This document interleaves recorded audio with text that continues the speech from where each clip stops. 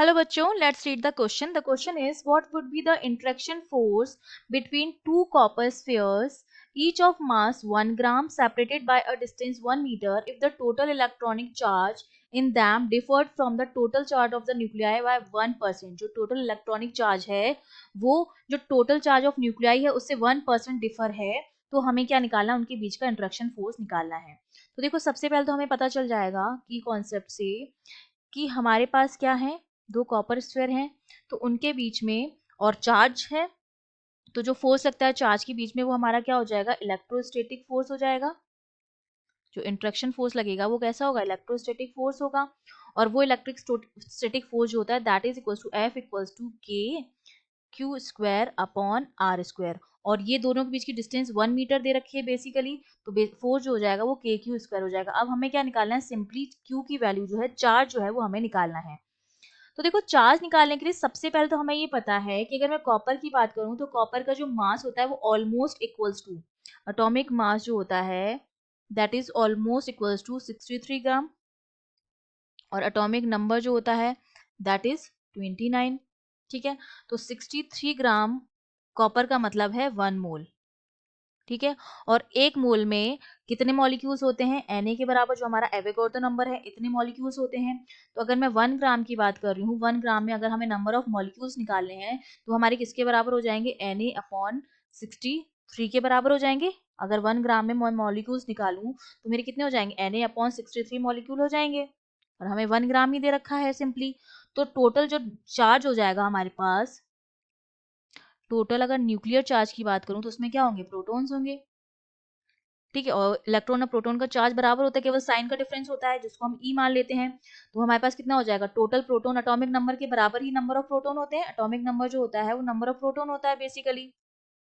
ठीक है, तो टोटल न्यूक्लियर चार्ज हमारे पास कितना हो जाएगा? 29 इंटू 1 ग्राम में जितने मॉलिक्यूल्स वो हमें पता है, तो हो जाएगा Na अपॉन 63, और चार्ज अगर मैं मान लूं कि ई चार्ज है तो इंटू ई। तो ये हमारे पास क्या आ गया? टोटल न्यूक्लियर चार्ज आ गया। अब हमारे पास दो स्फीयर हैं, एक पर पॉजिटिव चार्ज होगा, एक पर नेगेटिव चार्ज होगा। ठीक है, इस पे हमने मान लिया पॉजिटिव चार्ज है, वो कितना होगा? 29 इंटू Na इंटू ई अपॉन। अब हमें क्या निकालना है कि ये तो टोटल न्यूक्लियर चार्ज है, हमें टोटल इलेक्ट्रॉनिक चार्ज चाहिए जो कितना डिफर कर रहा है? 1% से डिफर कर रहा है। तो 63 इंटू 1% इसका करेंगे तो ये डिवाइड बाय 6300 हो जाएगा। सिमिलरली यहाँ पर नेगेटिव का वही चार्ज आ जाएगा।